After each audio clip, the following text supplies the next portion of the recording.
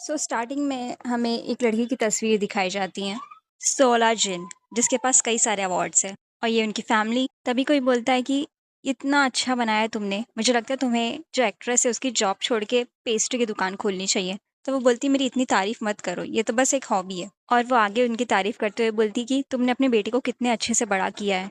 मैं अपनी बेटी को बाहर भेज सकती हूँ क्योंकि मुझे पता है उसके साथ वो हमेशा रहेगा। और लड़के का नाम जेहा है और लड़की का नाम सेई। और दोनों मॉम्स बोलने लगते हैं कि हमें खुश होना चाहिए कि हमें इतनी अच्छी बेटी या बेटा मिला है। तब से ही एंटर होती है। सब लोग पूछते तुम रेडी हो? वो बोलती है लेट्स गो जी हाँ।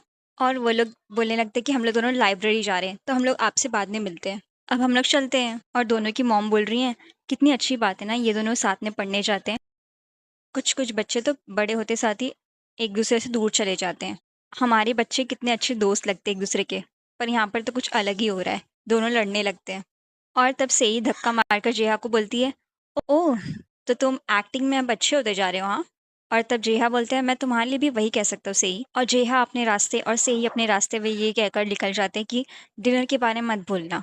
अब उनकी कहानी बताई जाती है जहाँ वो मॉडल स्टूडेंट्स की तरह अपने पेरेंट्स के सामने बिहेव करते हैं, मगर जैसे ही उनके पेरेंट्स उनके सामने नहीं होते हैं तो वो लोग दोनों अजनबी बन जाते हैं। ये दोनों ही एक रिलेशनशिप को फेक कर रहे हैं, यानी कि एक झूठ मूठ का नाटक कर रहे हैं अपनी फैमिली के सामने।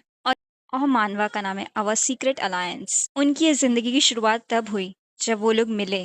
एक बच्चे लोग का जो प्रोग्राम आता था टीवी पर अक्सर करके, उस पर सेई की मॉम एक एक्ट्रेस है और जो जेहा की मॉम है वो एक सेलिब्रिटी शेफ है। और वो लोग दोनों अच्छे दोस्त बन जाते हैं और इस तरह से उनका मिलना जुलना भी होने लगा। और सेई सोचती है कि इसके चेहरे पर यही एक्सप्रेशन क्यों रहता है हर टाइम पर।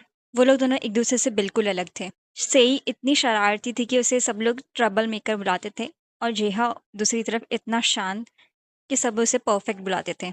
और इसी तरह से दोनों में एफर्ट्स डालने के बाद सेई के वो दोनों अच्छे दोस्त बन गए। अभी शायद वो क्लोज ना हो उतने, मगर किसी टाइम पे वो बहुत ज़्यादा क्लोज थे। और हम देखते कि सेई के जो डैड है वो चले जाते हैं दुनिया से। सब लोग उस पर तरस खाते हैं और बोलते हैं कि उसकी मॉम तो नया आदमी ढूंढ ही लेगी क्योंकि वो एक एक्ट्रेस है। वहाँ पर जेहा भी आया हुआ है। वो लोग दोनों एक दूसरे को सांत्वना देते हैं और किसी टाइम पर वो एक दूसरे का सपोर्ट करते थे। पर वो लोग ये सब क्यों कर रहे हैं? क्योंकि जो सेई की मॉम है वो बहुत ज़्यादा स्ट्रिक्ट है और वो तब तक उसे जाने नहीं देते जब तक एक मॉडल स्टूडेंट यानी कि उसके साथ जेहा नहीं जाता है।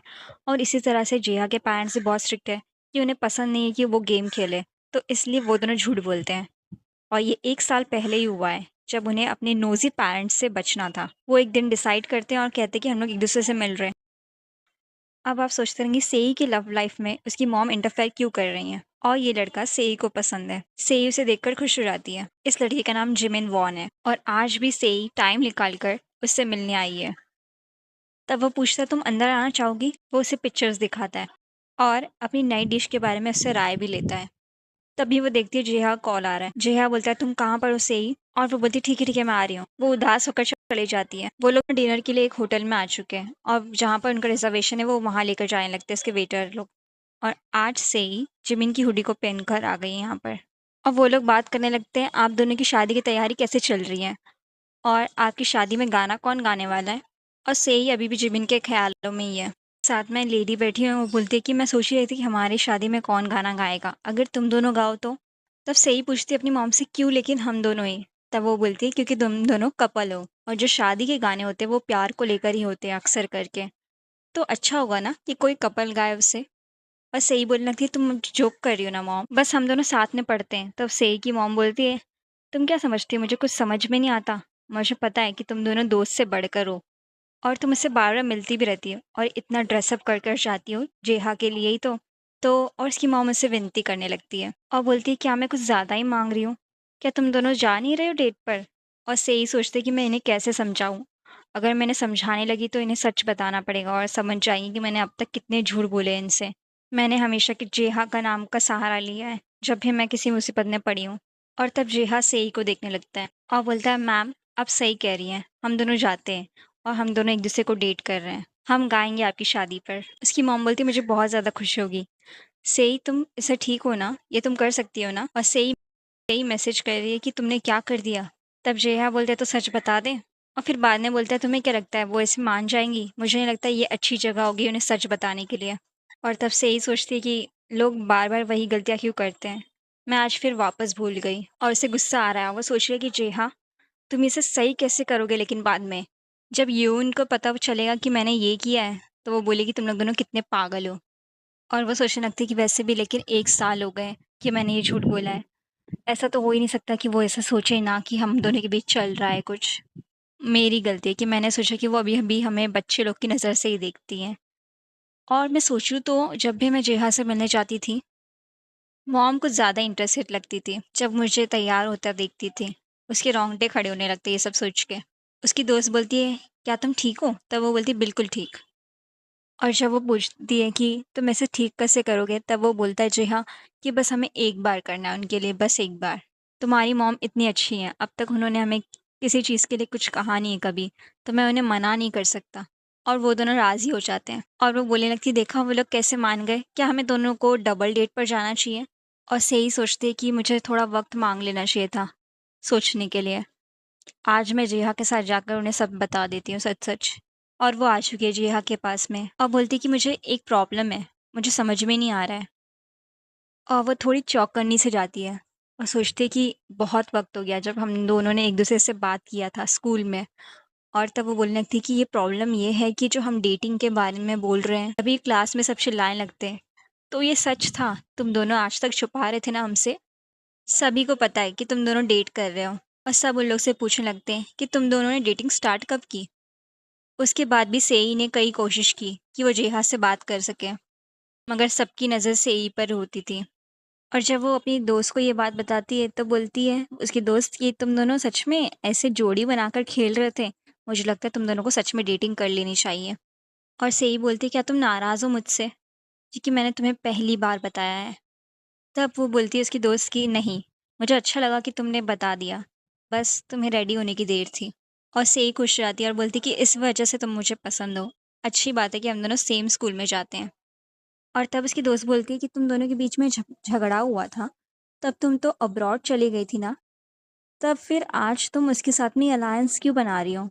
तो किस बात का झगड़ा हुआ तो आगे पता चलेगा हमें। और तब से ही सोचने लगती है मैंने क्यों किया था वो। और से ही उसे याद था, फिर भी बोलती कि मुझे याद नहीं आ रहा है। उसकी दोस्त बोलती प्लीज़ बताओ, तब वो बोलती है नहीं और बात को टाल देती है। से ही पहुँच गई और बोलती है कि वो आ क्यों नहीं रहा है? वो अभी भी जिमिन के ख़्यालों में ही है। और तब से ही बोलती है तुम इतनी लेट क्यों आए? तुम तो हमेशा मुझसे पहले ही आ जाते हो। मैं तुम्हारा इंतज़ार कर रही थी। और तब जेहा बोलता है तुम मेरा इंतज़ार कर रही थी?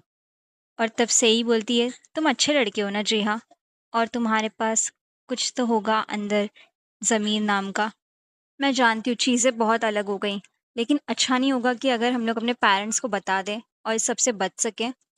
तब जेहा बोलता है तो तुम इस बारे में बात करना चाहती थी, मगर तुम ही ने तो पहले ये बात कहा था कि हमें झूठ बोलना है।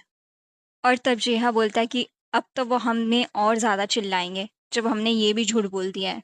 और सेई चिल्लाने लगती है, "तुम चुप क्यों बैठे हो? तुम जब छोटे थे ना तभी भी यही करते थे। तुम्हारा ये हर बार का है।" और तभी कोई आता है और बोलता है कि बहुत हो चुकी है बातचीत, अब चलो पढ़ते हैं, टाइम हो चुका है। और तब सेई बोलती है कि सोच लो एक बार, अगर हम दोनों साथ में बात करेंगे तो क्या पता हमें करने में थोड़ी आसानी हो। और तब सेई बोलती है कि चलो मैं चलती हूँ हाँ। और वो दिमाग में सोच के रखती है कि क्योंकि आज मुझे जिमिन के लिए गिफ्ट लेने जाना है। मुझे जब हम अगली बार मिलेंगे तब दे दूँगी उसे। और तभी शायद से सेई की मॉम आ जाती हैं और बोलती कि अच्छी बात है कि मैं तुम दोनों को लेने आ गई। आओ चलो मैं तुम्हें लाइब्रेरी ड्रॉप कर देती हूँ। और तब उसकी मॉम पूछती है, तो तुम लोग शादी में क्या गाना डिसाइड कर चुके हो? तब वो बोलता है कि हाँ, हम लोग डिसाइड कर ही रहे हैं। लगता है इसका माफ़ी माँगने का इरादा नहीं है। क्या मुझे जेहा के बिना ही माफ़ी माँगनी पड़ेगी? क्या वो लोग मुझे माफ़ कर देंगे? ये गलत हो रहा है। क्यों हो रहा है ये सब? मैं तो बस चाहती थी कि मॉम बस हमारे बारे में चिंता ना करे मेरी, जब मैं आज़ादी को अपने एन्जॉय करती रहूँ। तब सेई की मॉम उसे देखने लगती है और बोलती है, "सच कहना, तुम्हें दबाव लगा ना जब मैंने तुमसे कहा कल कि मेरे शादी में गाना गाओ? ये मेरी गलती है कि मैंने जो मैं चाहती हूँ वो तुम पर डाला, ना कि ये कि तुम दोनों जो करना चाहते हो। मैं खुश हूँ कि तुम दोनों ने उसी वक़्त हाँ कह दी। मैं बता नहीं सकती मैं कितनी खुश हूँ।"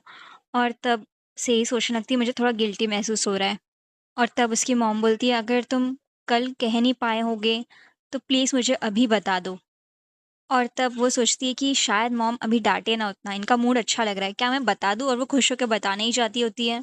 तब उसकी मॉम बोलती है, "मैं तो बस यही सोच के खुश हो रही थी कि कैसे 2 मेरे फ़ेवरेट पर्सन इस दुनिया में मेरे लिए वेडिंग पर गाना गाएँगे।" और ये सुनकर से ही रुक जाती है। और तब उसकी मॉम बोलती है कि, "सच-सच कह दो, मैं तुम्हें माफ़ कर दूँगी। कहीं मैंने तुम दोनों को डिस्टर्ब तो नहीं कर दिया? मैं ये सोच रही हूँ। अगली बार तुम लोग चल कर जाना, थोड़ा डेट की तरह लगेगा तुम्हें।" वो लोग घर पहुँच गए, दोनों ही रईस ख़ानदान से हैं, मैं बता दूँ आपको। मतलब दोनों की मॉम बहुत अच्छा ख़ासा कमाती हैं और इसे बहुत अच्छी रेटिंग भी मिली है और इसके बहुत ज़्यादा मंथली जो व्यूअर्स हैं वो भी हैं। तो देखते हैं आपको पसंद आती है कि नहीं। और सेई की छोटी बहन बोलती है, "तो तुम मॉम को बता ही नहीं पाई ना? तुमने कहा क्यों नहीं डिनर के टाइम पर ही? सब ठीक हो जाता क्या पता?" और तब सेई बोलती है, "मैं उन्हें कैसे बता सकती थी? वो इतनी दिन बाद इतने अच्छे से हँस रही थी और आज भी।" और तब वो बोलती है, "तो तुम्हें सब कुछ पता है ना? चलो बता दो अभी तुम्हें कितना हद तक पता है? और तुम्हें जो पता था तो तुम्हें मेरी मदद करनी चाहिए थी।" और तब सेई की छोटी बहन बोलती है, "वैसे तुम्हें क्या लगता है मैं क्यों करूँगी तुम्हारी मदद? तुम दोनों अच्छे लगते हो साथ में।" यानी वो जेहा और सेई को बोल रही है। तब वो उसकी बहन बोलती है, "दफ़ा हो जा यहाँ से।" और तब सेई सोचती है लगता है मुझे 3 महीने तक इसे झेलना ही पड़ेगा, जब तक शादी खत्म नहीं हो जाती। और वो जिमिन को कॉल करती है और जिमिन बोलता है, उसका कॉल देखकर, "वैसे मुझे जिमिन कुछ ठीक नहीं लग रहा है, शायद इसलिए इसकी मॉम चिंता कर रही हैं। देखते आगे क्या होता है।"